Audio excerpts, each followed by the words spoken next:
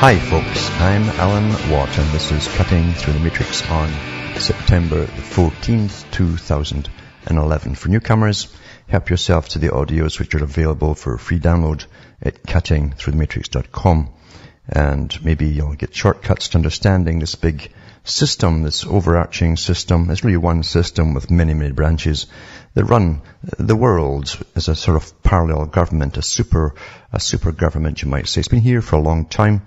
And it's only now they're starting to hint that they're actually there, officially that is. But in the past, in their own books, they admitted it as such when they wrote their biographies, especially because they've got big egos, these big players, the ones who designed your current lifestyle, culture, society, and work or lack of. These guys designed it a long time ago, and they're still going on with the future too, as they've got it all planned out too for the next 100, maybe 200 years, if you read a lot of their documentation.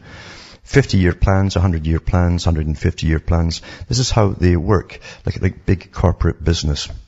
And we're living through it, and whatever societal changes they bring about, society is decided by them, not by just the guys at the bottom that introduce it to you, such as the arts, entertainments, and your schooling, etc. But it's done really from the top down. All culture is promoted from the top down. All changes is from the top down as well.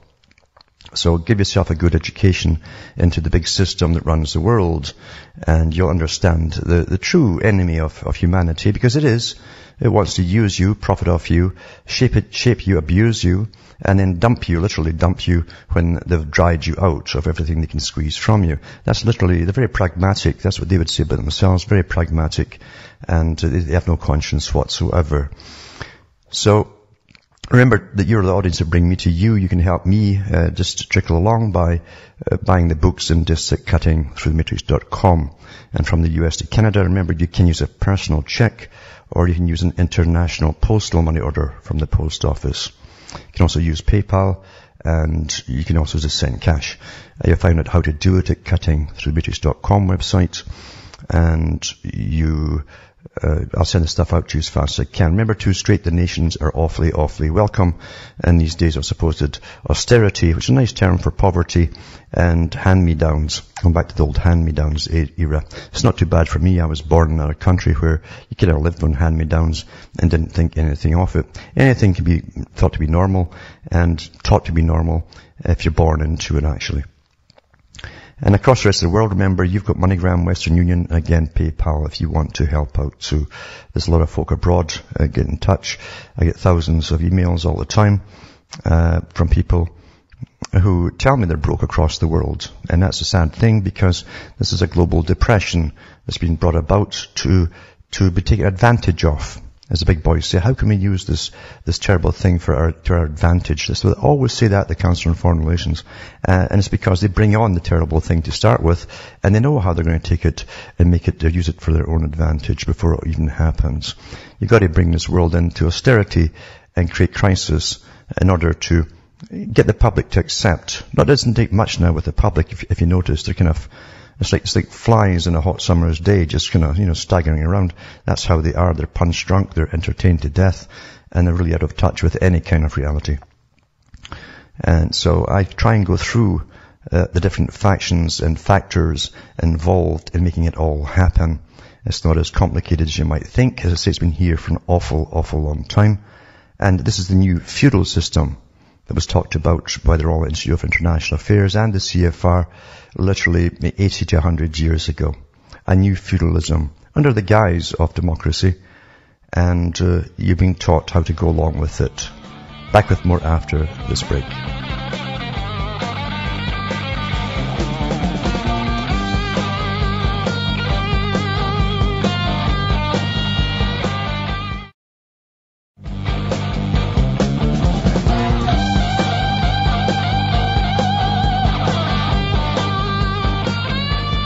Hi folks, I'm Alan Watt. We're back cutting through the matrix. And it truly is a matrix, because there's so many compartments to it. You're taught really to look at the local departments, the ones that are down near your own, what you think is your own level, actually slightly above you, like the media and entertainment and even education for that matter.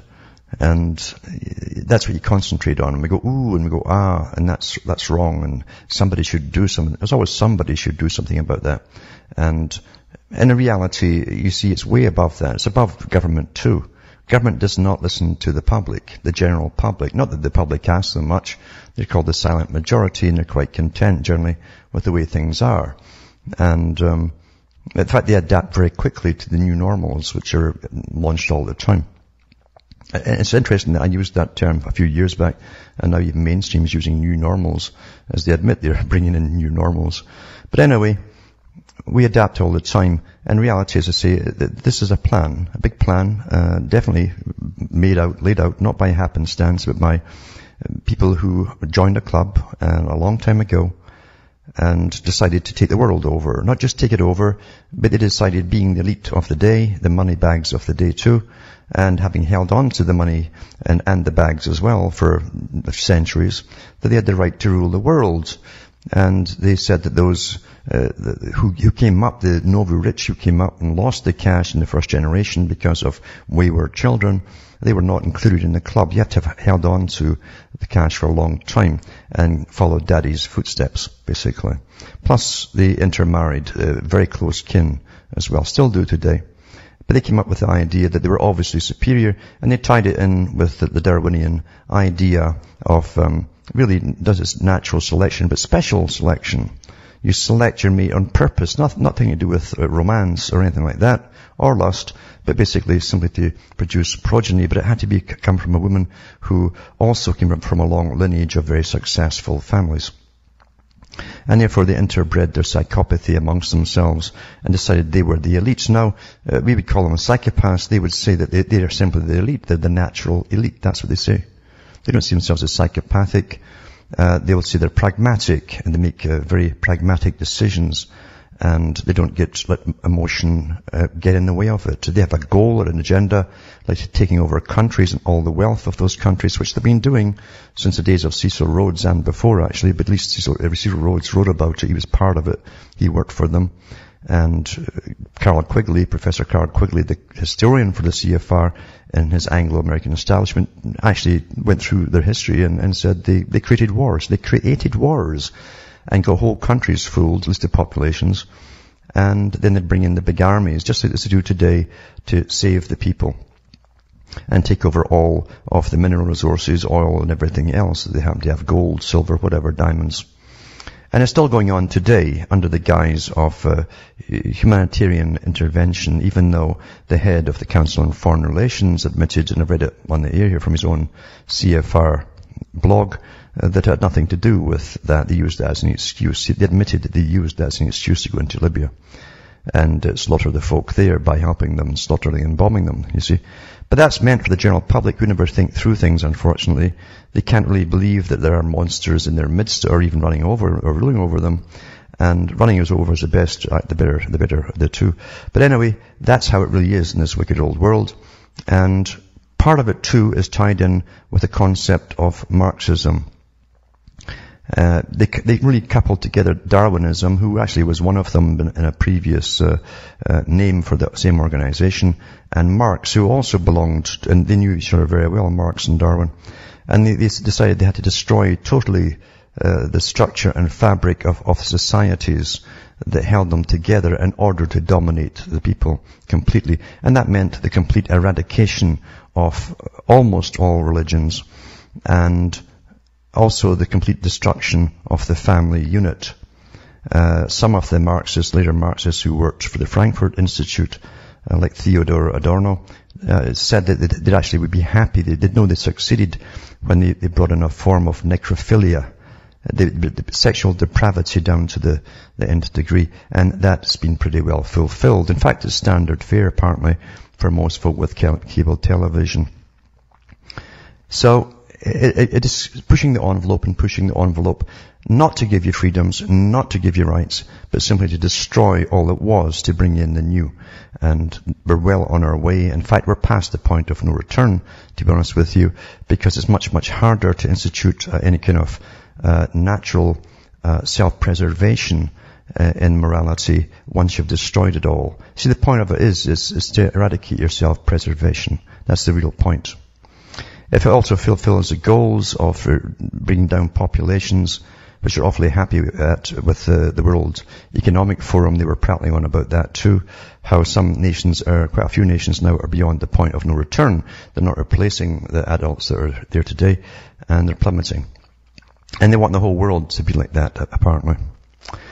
Now, part of it too is to, as I say, literally destroy all concepts of decency.